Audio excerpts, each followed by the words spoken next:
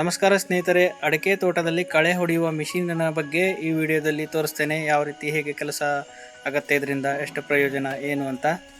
ಬನ್ನಿ. ಗಂಬೂಟು ಹಾಗೆಯೇ ಚಸ್ಮಾ hand gloves ಎಲ್ಲ ಇದಕ್ಕೆ ಬೇಕಾಗುತ್ತೆ. ಇದನ್ನು ಯೂಸ್ ಮಾಡಲೇಬೇಕು, ಇಲ್ಲಾಂದರೆ ಕಣ್ಣಿಗೆ ಹಾಗೆ ಮುಖಕ್ಕೆಲ್ಲ ಸಿಡಿತದೆ. ಇಲ್ಲಿ ನೋಡ್ಬೋದು ನೀವು, ಹಿಮ್ಮುಖದಲ್ಲಿ ಈ ರೀತಿ ಹೋಗುವಾಗ ಬ್ರಷ್ ಕಟ್ರ್ ತುಂಬ ಚೆನ್ನಾಗಿ ಕೆಲಸ ಮಾಡುತ್ತೆ. ಇಲ್ಲಿ ನೋಡ್ಬೋದು ಈ ರೀತಿ. ಮತ್ತು ಇನ್ನೊಂದು ವಿಷಯ ಅಂದರೆ, ಈ ಬ್ರಷ್ ಕಟ್ರ್ ಏನು ಕಳೆ ಮೆಷಿನ್ ಅಂತೀವಲ್ಲ, ಇದು ಒಂದು ತಾಸಿಗೆ ಒಬ್ಬ ಮನುಷ್ಯ ಇಡೀ ದಿನ ಮಾಡೋ ಕೆಲಸನ ಇದು ಒಂದು ತಾಸಿಗೆ ಮಾಡುತ್ತೆ. ತುಂಬ ಫಾಸ್ಟಾಗಿ ಕೆಲಸ ಆಗುತ್ತೆ.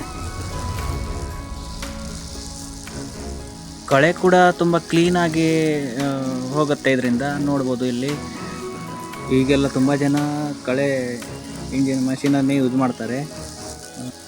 ಇಲ್ಲಿ ನೋಡ್ಬೋದು ಸ್ನೇಹಿತರೆ, ನಾನು ಯೂಸ್ ಮಾಡ್ತಾ ಇರೋ ಮಿಷಿನ್ನು ಕೋಡಿ ಬೈಲ್ ಅಂತೇಳಿ. ಇದನ್ನೇ ಯೂಸ್ ಮಾಡಬೇಕು, ಯಾಕಂದರೆ ಇದು ತುಂಬ ಮೈಲೇಜ್ ಕೊಡುತ್ತೆ. ಅಂದರೆ ಒಂದು ಲೀಟ್ರ್ ಪೆಟ್ರೋಲಿಗೆ ಸಾಧಾರಣ ಎರಡೂವರೆ ತಾಸು ಕೆಲಸ ಕೊಡುತ್ತೆ ಈ ಮಷೀನು. ಹಾಗಾಗಿ ಕೋಡಿ ಬೈಲ್ ಅಡ್ಡಿಲ್ಲ ನನ್ನ ಪ್ರಕಾರ.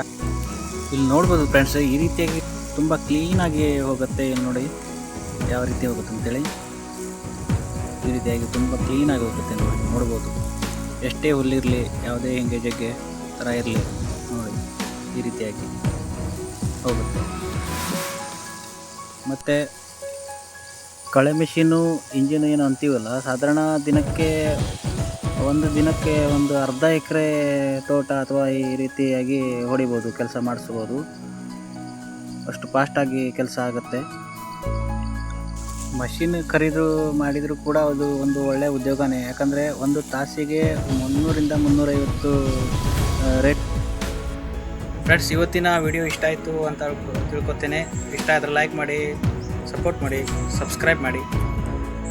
ಹಾಗೂ ಇನ್ನೂ ಹೆಚ್ಚಿನ ಕೃಷಿ ವಿಡಿಯೋಗಾಗಿ ನನ್ನ ಚಾನಲನ್ನು ಸಬ್ಸ್ಕ್ರೈಬ್ ಮಾಡಿ. Thank you all.